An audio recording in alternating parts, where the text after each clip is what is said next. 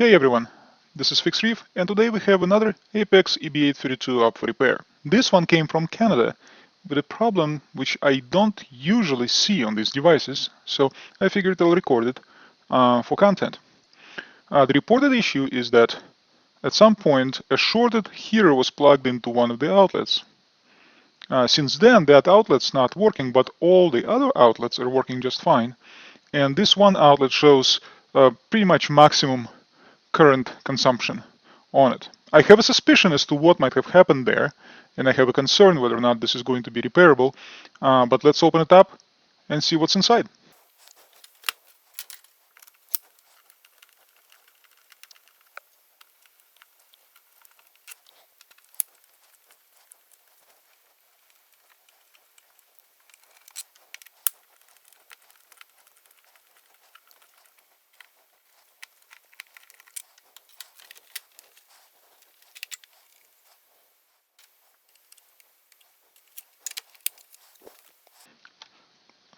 Alright, on the surface, so far, everything's pretty good.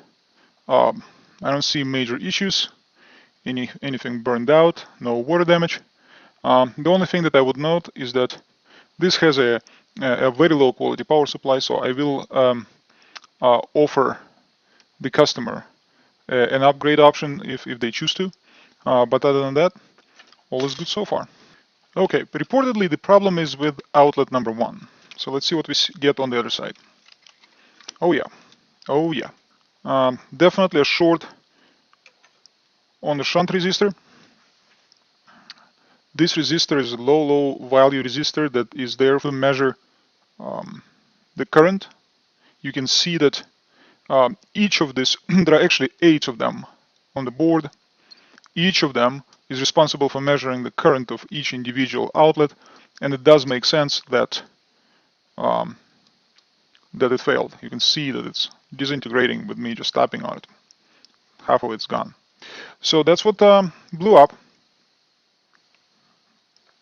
But the bigger concern that I have right now, and the reason why I think that it may or may not be repairable, is whether or not that short damaged the controller that handles the measurements of the current and communicating to the main controller over on the other side. Because it's essentially the data is going, or the measurement data, I should say, the measurement data is going straight over this set of resistors into the main controller.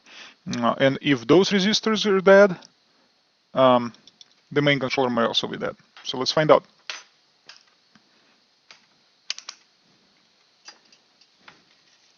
The way I would do this is let me zoom in a little bit so that you can see, just to demonstrate. You can kind of see 2 traces going across and leading to this resistors, this quad resistor over here. This is a basic, very common resistor set. And you can see that both of them are leading to this shunt resistor.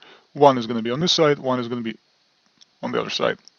So since only one outlet blew up, let's measure resistance at each leg and see what we get. 1 kilo ohm, that's very good news.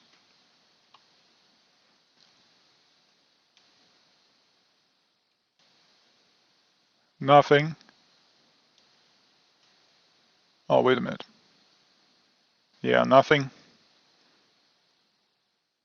1 kilo ohm.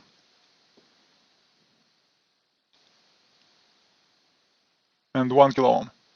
So far, it's not looking too good. It's not looking too promising because it looks like this resistor is gone, so we'll have to replace the whole quad as well.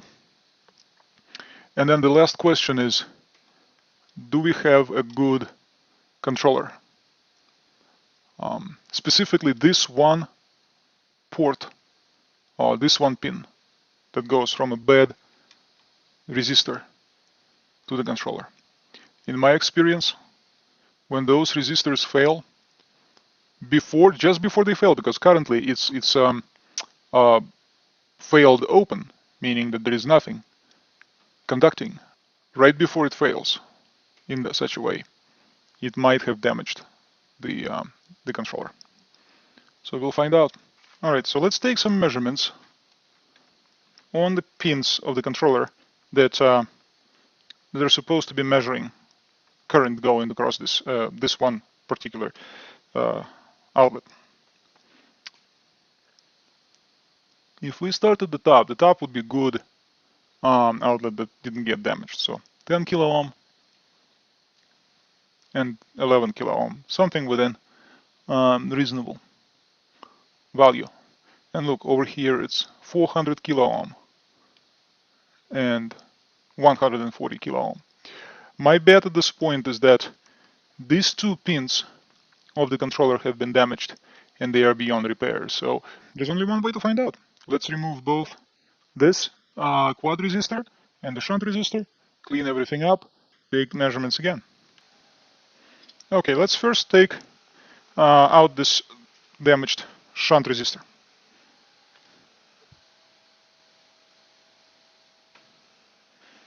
Should be fairly straightforward.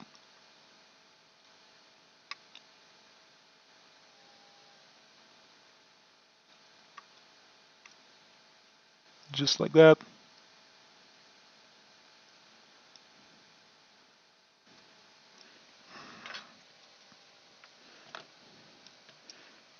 Clean up the pads while we're at it.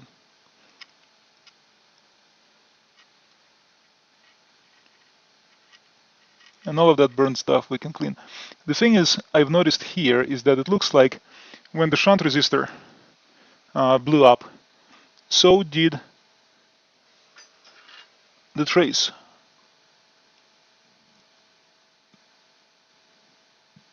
Over here, so we'll need to fix that too. Now let's see if we can quickly take out this resistor as well.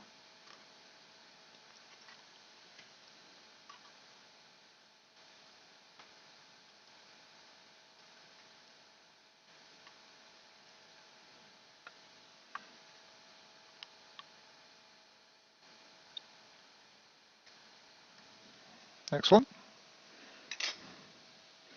And just a little bit of cleanup.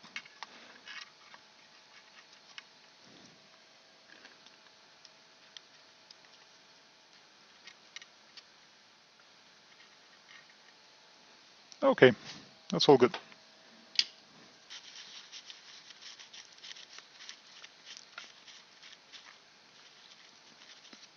And also the shunt.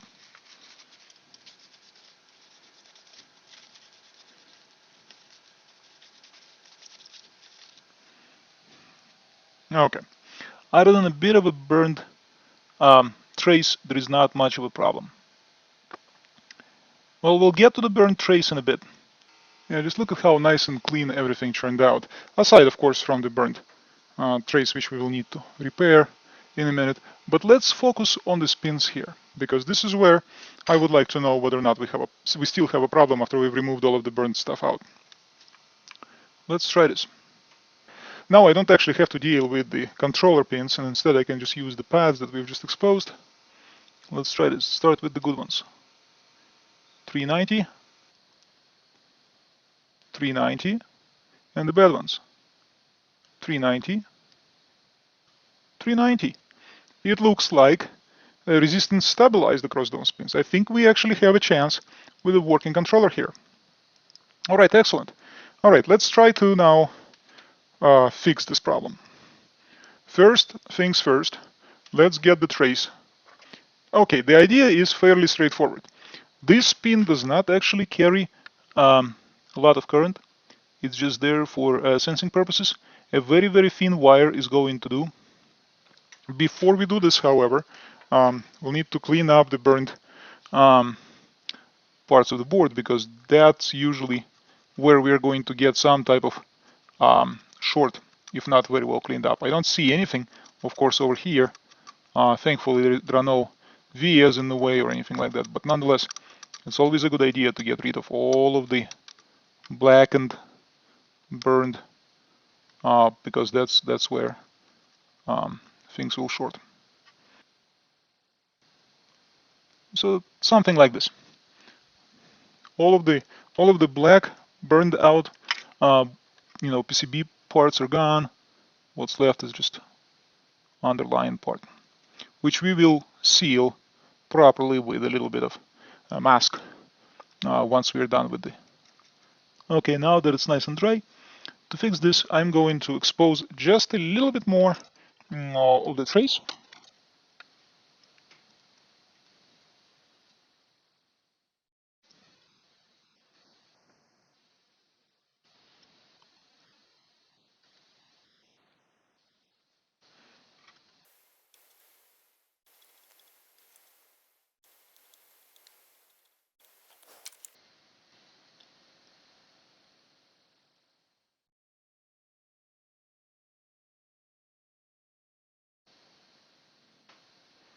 Good.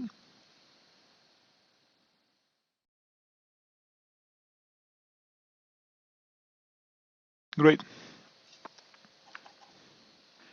So all what's left is to find an appropriate size wire. Let's see this. This looks perfect to me. And let's see if we can solder it in.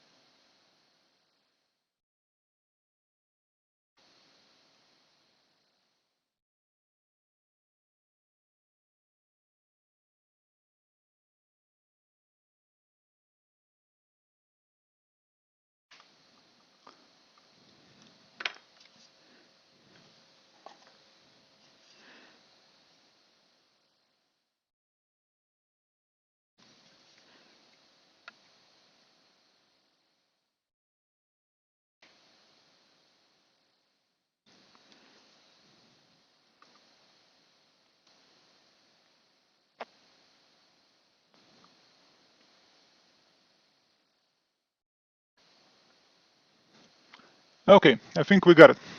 The goal here, the most important thing, is to make sure that we don't get too much solder on this wire, because the shunt resistor is going to go right across, and we need room. We don't want them to be too close together, but this will be good. Let's cut it off.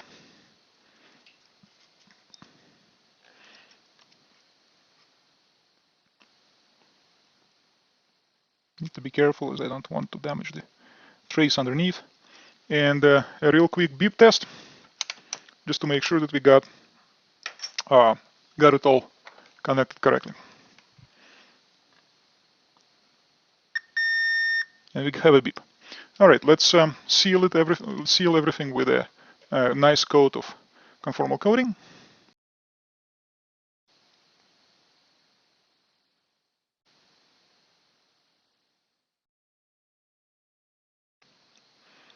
That looks real good. All right, the mask has hardened.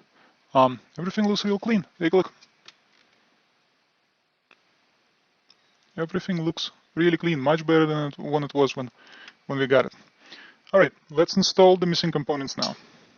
All right, we'll start with this. First, I'll need to put quite a bit of solder actually on this one, because again, the mask is still going to bulge out a little bit, so we'll need quite a bit of solder to keep the shunt resistor in place. That looks good. And let's put a new shunt resistor in place.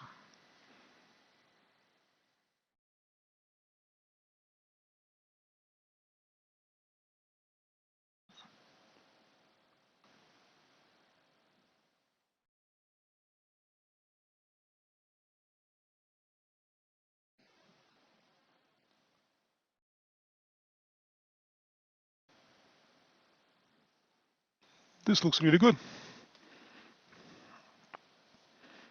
And finally, Let's work on the new quad resistor. Much like before, we need a little bit of solder on all of the pads.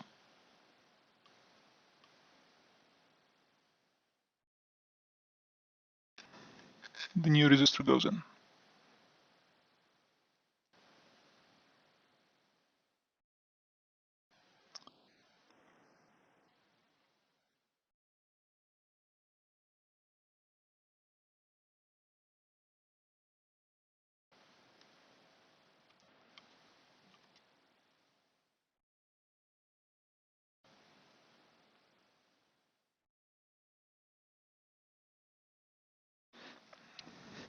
All right, and a bit of flux so that make sure that there are no bridges.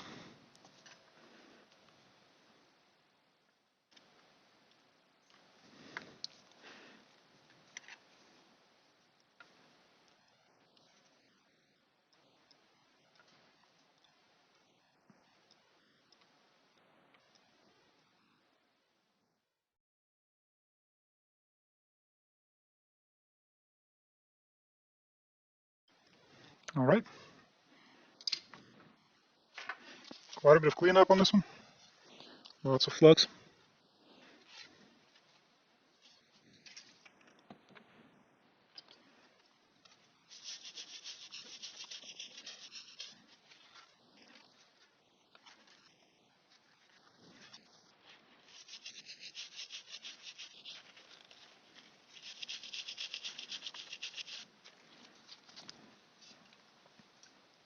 Looks good.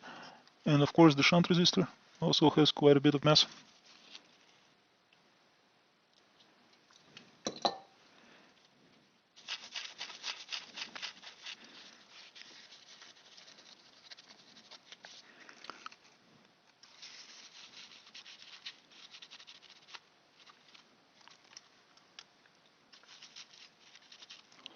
Okay, all is good. Okay, both of the components have been repaired. You can see that the shunt resistor is in place, the quad resistor is in place, the trace is in place as well. So we should be good. Before I plug it in, one more test for the repaired trace. We have connectivity.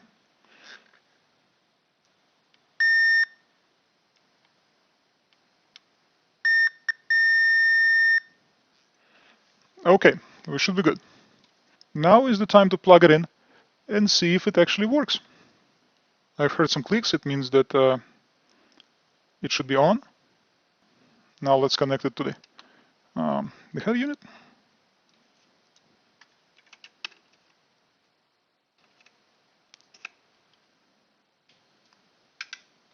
I've heard clicks again, that means that the head unit's connected. Now it looks like the EB832 is being recognized by the head unit. It does show correct voltage, no wattage being used. Let's plug something into the first outlet and see if it shows up any usage.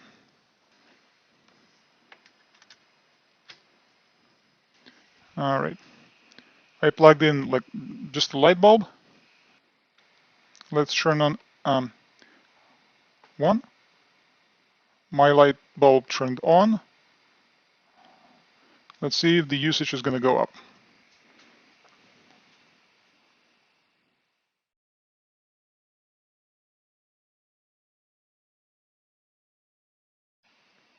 And the usage went up to 8 watt on this one outlet. Excellent. I think we have a fix. All right, so since we have a fix, let's review what has transpired here. We had a lucky case. One outlet shorted because some shorted component was plugged into it. It took out resistors leading to the controller that manages those outlets. But lucky to us, it did not get damaged. So we've replaced both of the resistors, we've repaired the trace, and the outlet is now working again. I am going to ask the customer if they want me to upgrade the 12-volt power supply. Once again, the 12-volt power supply is of low quality. You can see cheap Chinese capacitors installed here. It's just a matter of time before it blows up.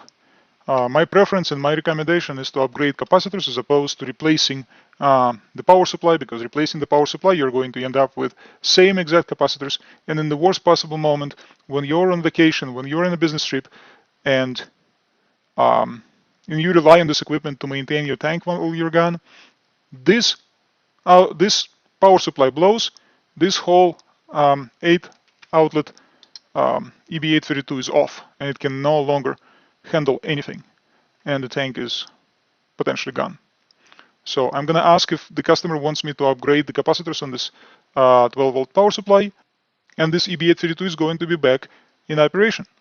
If you enjoyed this video, please like and subscribe, and I will see you next time.